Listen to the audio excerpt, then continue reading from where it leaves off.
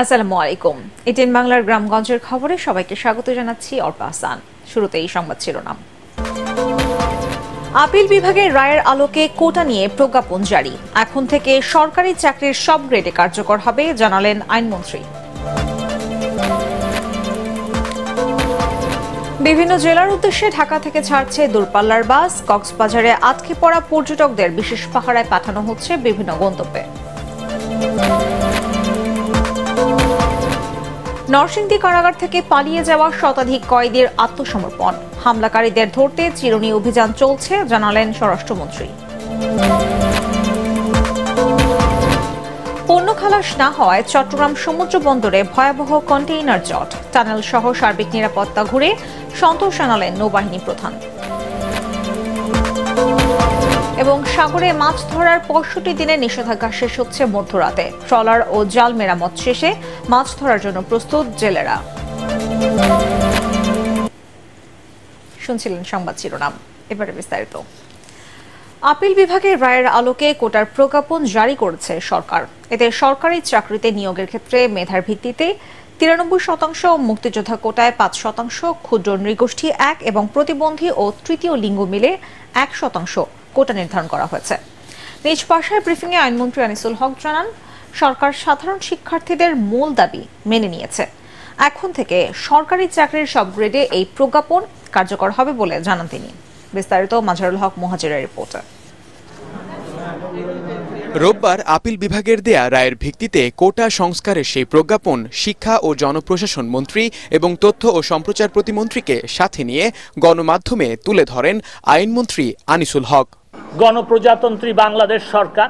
এতে বলা হয়, সরকারি, আধা সরকারি, স্বায়ত্তশাসিত, আধা স্বায়ত্তশাসিত প্রতিষ্ঠান, স্বশাসিত ও সংবিধিবদ্ধ কর্তৃপক্ষের এবং বিভিন্ন কর্পোরেশনের চাকরিতে সরাসরি নিয়োগের ক্ষেত্রে এই প্রজ্ঞাপন কার্যকর করা হবে। নির্ধারিত কোটায় যোগ্য প্রার্থী পাওয়া না গেলে শূন্য পদসমূহ সাধারণ মেধা তালিকা থেকে পূরণ করা হবে বলেও উল্লেখ করা হয় প্রজ্ঞাপনে। এ সময় আইনমন্ত্রী জানান, কোটা নিয়ে এখন আর কোনো সংশয় নেই। সাধারণ শিক্ষার্থীদের কথা রেখেছে সরকার। আমরা কোটা সংস্কারের যে রায় সর্বোচ্চ আপিল বিভাগ, সর্বোচ্চ আদালত আপিল বিভাগ দিয়েছে তা কিন্তু প্রতিপালন করেছি। আগের যে সহিংসতা হয়েছে তার জন্য একটা বিচার বিভাগীয় তদন্তর কথা, সেখানে আমরা বিচার বিভাগীয় তদন্তের জন্য ১ সদস্য বিশিষ্ট একটা কমিটি করে দিয়েছি। তিনি কাজ করা শুরু করেছেন।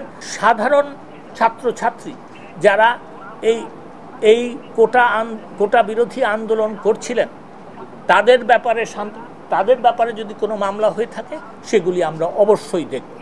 শিক্ষার পরিবেশ ফিরিয়ে আনা এবং সকল ছাত্রছাত্রীদের সুরক্ষা ও নিরাপত্তার পরিবেশ সরকার তৈরি করবে।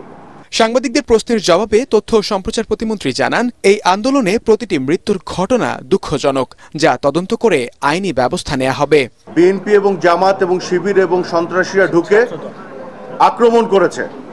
সরকারের প্রতিষ্ঠানগুলো আক্রান্ত ছিল, বিটিভি আক্রান্ত ছিল, সেতু ভবন আক্রান্ত ছিল, ডেটা সেন্টার আক্রান্ত ছিল।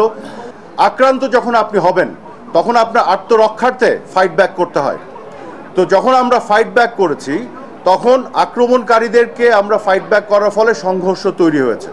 সেই সংঘর্ষে হতাহতের ঘটনা ঘটেছে।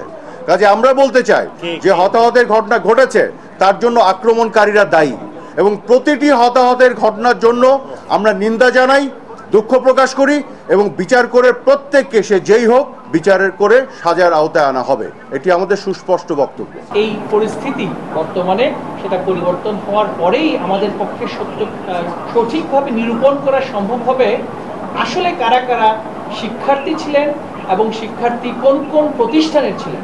সেটা কিন্তু এই মুহূর্তে বর্তমানে যে অবস্থা সেটাতে আসলে নিরূপণ করা খুবই কঠিন। যদিও এবারের প্রজ্ঞাপনে নেই নারী ও জেলা কোটা। এ প্রসঙ্গে জানতে চাইলে আইনমন্ত্রী জানান, ভবিষ্যতে প্রয়োজন হলে এটি যোগ করা হবে। মাজহারুল হক মুহাজির, এটিএন বাংলা, ঢাকা। আগামীকাল ও পরশু ঢাকা, গাজীপুর, নারায়ণগঞ্জ ও নরসিংদীতে বহাল থাকবে কারফিউ। তবে সকাল ১১টা থেকে বিকেল ৩টা পর্যন্ত চলবে অফিস। এছাড়া ব্যাংক ও বীমা প্রতিষ্ঠানেও একই সময়ে লেনদেন চলবে। এজন্য এই 2 দিন সকাল 10টা থেকে বিকেল 5টা পর্যন্ত শিথিল থাকবে কারফিউ। আর জেলাওয়ারি কারফিউ শিথিলের সময়সূচি পরিস্থিতি বিবেচনায় সিদ্ধান্ত নেবে জেলা প্রশাসন। দেশের বর্তমান পরিস্থিতিতে নিম্নবিত্ত ও খেটে খাওয়া মানুষের পাশে দাঁড়াতে আওয়ামী লীগ ও সহযোগী সংগঠন সহ বিত্তবানদের এগিয়ে আসার আহ্বান জানিয়েছেন প্রধানমন্ত্রী শেখ হাসিনা। তার স্পিচ রাইটার নজরুল ইসলামের সই করা বিবৃতিতে প্রধানমন্ত্রী বলেন, কোটা আন্দোলনকে কেন্দ্র করে সাম্প্রতিক সহিংসতায় সাধারণ মানুষের জীবন জীবিকা অচল হয়ে পড়েছে। এই অবস্থায় জানমালের নিরাপত্তা ও জীবনযাত্রার স্বাভাবিক অবস্থায় ফিরিয়ে আনতে গত 20 জুলাই থেকে কারফিউ জারি করে সরকার। ফলে নানা পেশার নিম্নবিত্ত খেটে খাওয়া মানুষ কষ্টের মুখে পড়েছে। এই অবস্থায় আওয়ামী লীগ সহ সহযোগী সব সংগঠনের নেতাকর্মী সহ বিত্তবানদের এগিয়ে আসার আহ্বান জানিয়েছেন প্রধানমন্ত্রী শেখ হাসিনা। উত্তরাঞ্চলের বিভাগীয় শহর রাজশাহীতে এখনো থমথমে অবস্থা। নগরীর গুরুত্বপূর্ণ সড়ক, মোড় ও স্থাপনার সামনে ব্যারিকেড দিয়ে পাহারা বসিয়েছে আইন শৃঙ্খলা রক্ষাকারী বাহিনী।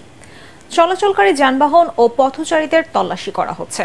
কোথাও কোথাও পথচারীদের সতর্ক করে মাইকিং করা হচ্ছে। শহরের দোকানপাট ও শপিং মলের বেশিরভাগই বন্ধ, তবে কাঁচা বাজার ও ওষুধপত্র সহ জরুরি প্রয়োজনীয় কিছু দোকানপাট খোলা রয়েছে। নগরীতে গণপরিবহন ও ব্যক্তিগত যানবাহন চলাচল একেবারেই কম।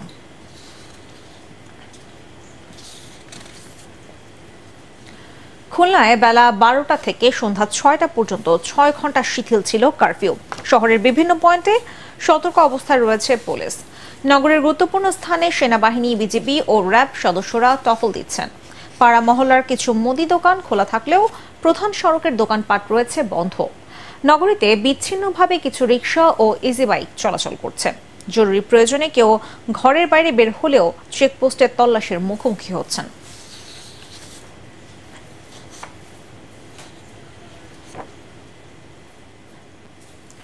দর্শক, খুলনার বর্তমান পরিস্থিতি জানাচ্ছেন প্রতিনিধি SM হাবিব।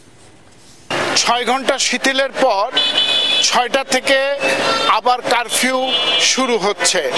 আর এই 6 ঘন্টায় ঘর থেকে বের হওয়া মানুষরা তারা আবার দ্রুততার সঙ্গে বাড়ি ফেরার চেষ্টা করছে এবং আস্তে আস্তে প্রথম দিকে কারফিউ শিথিল হওয়ার পরে যে পরিমাণ যানবাহনের চলাচল বা মানুষের চলাচল ছিল সেটা অনেক অংশে কমে এসেছে। আমরা যেটা দেখছি যে পুলিশ, র্যাব, বিজিবি এদের যে তৎপরতা এবং সেনাবাহিনীর টহল এখনো নগরীতে রয়েছে। পরবর্তী নির্দেশ না দেওয়া পর্যন্ত সকলকে বাড়িতে অবস্থান নেওয়ার জন্য প্রশাসনের পক্ষ থেকে বলা হয়েছে। জামালপুরে বিশেষ প্রয়োজন ছাড়া ঘর থেকে বের হচ্ছেন না কেউ। সড়ক, আঞ্চলিক সড়ক ও পাড়া মহল্লার অলিগলিতে টহল দিচ্ছেন পুলিশ, বিজিবি, র্যাব ও সেনা সদস্যরা। তবে বাণিজ্যিক প্রতিষ্ঠান ও যানবাহন চলাচল বন্ধ থাকায় বিপাকে পড়েছে খেটে খাওয়া মানুষ। আমাদের ব্যবসা বাণিজ্য নাই, মার্কেট বন্ধ, কোনোভাবেই চলা সম্ভব না। প্রত্যেকটা ব্যবসায়ী ক্ষতিগ্রস্ত হচ্ছে। সবচেয়ে বড় সমস্যা হলো আমাদের কর্মচারীদের বেতন দিতে পারতাছি না, তারপরে আপনার ঘর ভাড়া কাছায় আসতেছে, এটা আমাদের জন্য বিশাল সমস্যা। আমাদের পকেটে টাকা পয়সা নাই, যা ছিল এটা কয়েকদিনের শেষ। এখন আমাদের চলাফেরা খুবই একটা মুশকিল হয়ে দাঁড়াইছে। আমরা যে ছেলে মেয়ে খামো ওই টাকা পয়সা নাই, গাড়ি যদি না চলে আমাদের দুঃখ দেওয়ার মতো কোনো লোক নাই। যাওয়ার জন্য কামাই করা হয়েছে। রাজধানীর উত্তরা থেকে টঙ্গী পর্যন্ত কোটা সংস্কার আন্দোলনে নাশকতাকারীদের হামলায় ব্যাপক ক্ষয়ক্ষতি হয়েছে। সড়কের দুপাশে ভাঙা হয়েছে বহু ভবন। হামলা এবং অগ্নিসংযোগ করা হয়েছে উত্তরা পূর্ব থানায়। আগুন দেওয়া হয়েছে টঙ্গী পৌরসভা ও বিদ্যুৎ অফিসে। ক্ষতিগ্রস্ত এলাকা ঘুরে আরো জানাচ্ছেন ইমদাদুল্লাহ বাবু। কোটা সংস্কার আন্দোলনের সময় উত্তাল ছিল রাজধানীর অন্যতম প্রবেশদ্বার টঙ্গী ও উত্তরা এলাকা। ছাত্র আন্দোলনের আড়ালে পুরো এলাকায় নিয়ন্ত্রণ নিয়ে ব্যাপক হামলা, ভাঙচুর ও লুটপাট চালায় দুর্বৃত্তরা। আইন শৃঙ্খলা পরিস্থিতি স্বাভাবিক করতে কারফিউ জারির পর এখন পুরো এলাকায় স্পষ্ট হচ্ছে ধ্বংসযজ্ঞের আলামত। উত্তরার আজমপুর থেকে টঙ্গী চেরাগালি পর্যন্ত বিভিন্ন স্থাপনায় হামলা করে নাশকতাকারীরা। যানবাহনে আগুন, বিভিন্ন উড়াল সড়কে স্থাপনের জন্য আনা এসকেলেটর এবং থানায় রয়েছে নাশকতার এমন চিহ্ন। শুধু তাই নয়, আশপাশের বহু ভবনেও করা হয় ভাঙচুর। এই তো দৌড়াদৌড়ি দেখলাম, ছাত্র একবার আইসে এমনি, একবার তারা দৌড়াইছে চলে গেছে। আবার সারাদিন এরকম চলছে। আমাদের বিল্ডিং এর উপরে থেকে এবং আশপাশে কয়েকটা বিল্ডিং এর উপরে থেকে নাকি ইটা মারছে, এসে আমাদের অনেক চার্জ করছে এবং আগুন দিয়ে মনে করেন যাত অবস্থা হয়েছে। টঙ্গী এলাকায় বিদ্যুৎ অফিস, অডিটোরিয়াম, পুলিশ ফাঁড়ি এবং পৌরসভাতেও ব্যাপক নাশকতা করে দুর্বৃত্তরা। সমান তালে চলে লুটপাটও। আসার পথে দেখতেছি এই জায়গায় অনেক আগুন জ্বলতেছে। পরে বিদ্যুৎ অফিসের সামনে কতক্ষণ দাঁড়াইলাম, পরে এদিকে আসলাম, এদিকে আইসে দেখি ফায়ার সার্ভিসে তখন আগুন নিভিয়ে ফেলছে। এখানে এগুলা জ্বলে রয়েছে, পাথরগুলো রোডে পড়ে রয়েছে, অনেক ইট পাথর পড়ে রয়েছে, তারপরে ওই যে সাইনবোর্ড ভাঙা, এরপরে গাড়িগুলো পোড়ানো। স্মরণকালের নজিরবিহীন এমন নাশকতায় রীতিমতো স্তম্ভিত স্থানীয়রা। দেশের ক্ষতি সাধন এটা খুবই জঘন্যজনক জিনিস। জ্বালাও পোড়াও এগুলা তো কেউই পছন্দ করে না বাংলাদেশে। আমরা শান্তি চাই, শান্তি শৃঙ্খলার মধ্যেই আর কি থাকতে ভালোবাসি। এসব এলাকায় এখনো বিরাজ করছে থমথমে পরিবেশ, তবে পুরো এলাকায় টহল অব্যাহত রেখেছে সেনাবাহিনী। রাজধানীর উত্তরা থেকে টঙ্গী পর্যন্ত পুরো সড়কে ফুটে উঠেছে নাশকতাকারীদের তাণ্ডবের ক্ষতচিহ্ন। এখানকার আশপাশের ভবন, যানবাহন কিংবা উন্নয়নের জন্য আনা বিভিন্ন যন্ত্রপাতি কোনো কিছুই বাদ পড়েনি তাদের তাণ্ডবের হাত থেকে। স্থানীয়রা বলছেন, এমন আন্দোলন, এমন হামলা আগে কখনই দেখেনি কেউই। তাই যে কোনো কর্মসূচিতে নাশকতামূলক কার্যক্রম পরিহারে সবার প্রতি আহ্বান নগরবাসীর। ইমদাদুল্লাহ বাবু, এটিএন বাংলা, ঢাকা। চট্টগ্রাম সহ বিভিন্ন জেলার উদ্দেশ্যে ঢাকা থেকে ছাড়তে শুরু করেছে দূরপাল্লার বাস।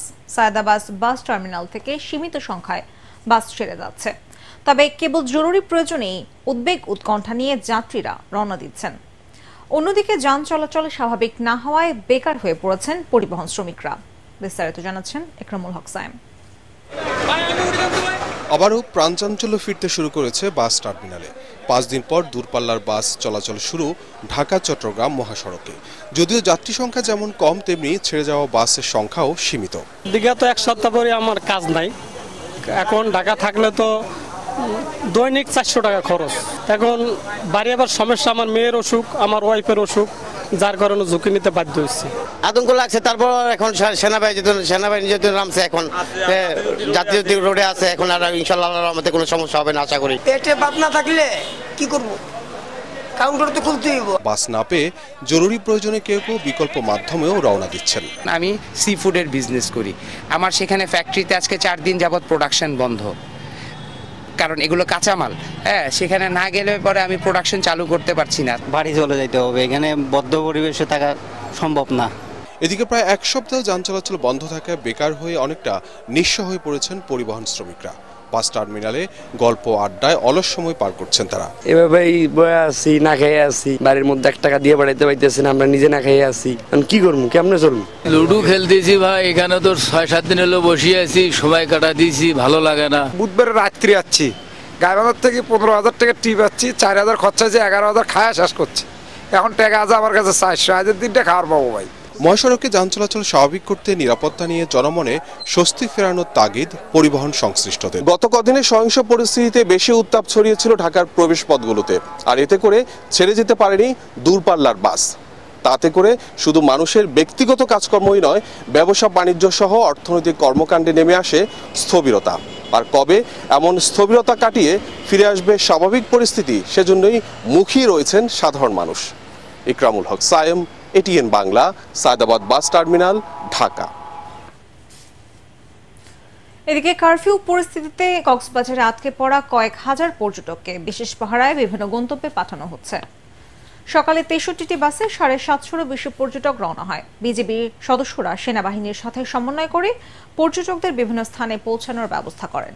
এ সময় বিজিবির পক্ষ থেকে বিশেষ নিরাপত্তার ব্যবস্থা নেওয়া হয়। শনিবার কারফিউ শুরুর আগে এসব পর্যটক কক্সবাজারে বেড়াতে গিয়ে আটকা পড়েন।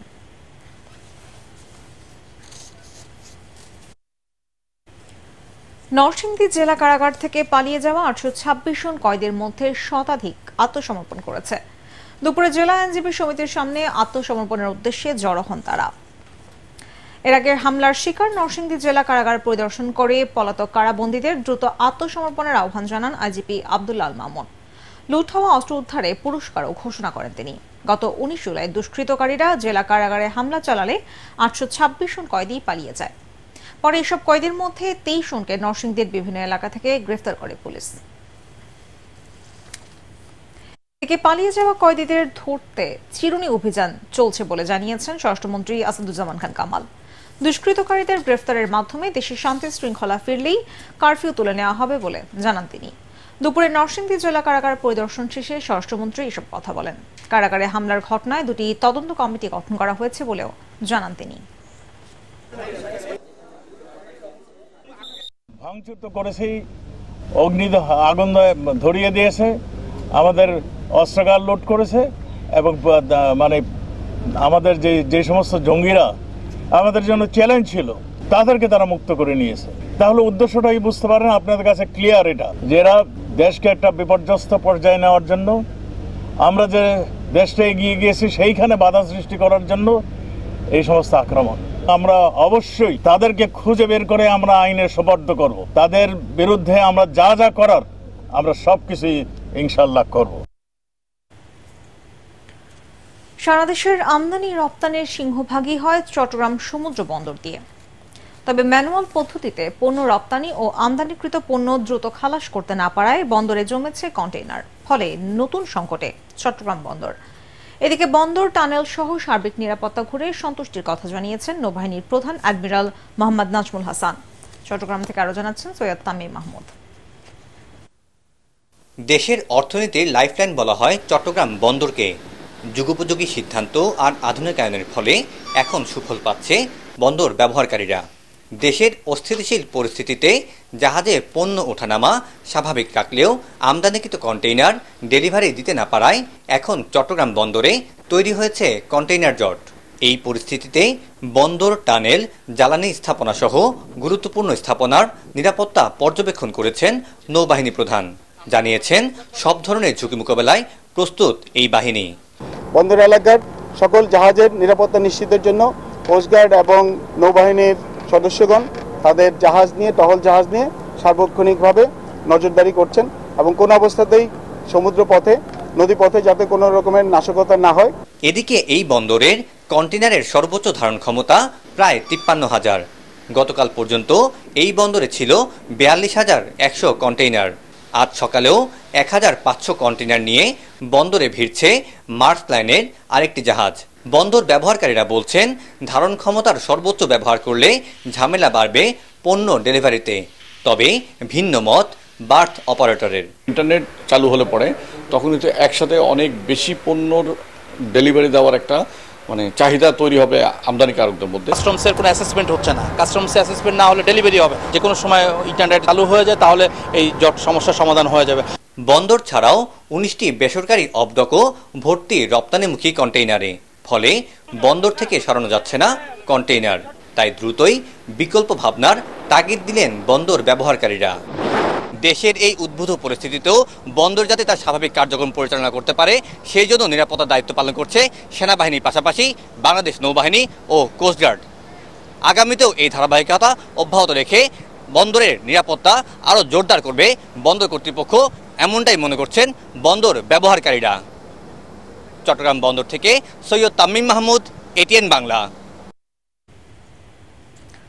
সাগরে মাছ ধরার 65 দিনের নিষেধাজ্ঞা শেষ হচ্ছে মধ্যরাতে। ইতিমধ্যে ট্রলার ও জাল মেরামত সহ প্রয়োজনীয় কাজ শেষ করে মাছ ধরার প্রস্তুতি নিচ্ছেন মালিক ও জেলেরা। তবে দীর্ঘ সময় মাছ ধরা বন্ধ থাকায় কষ্টে কেটেছে জেলেদের জীবন।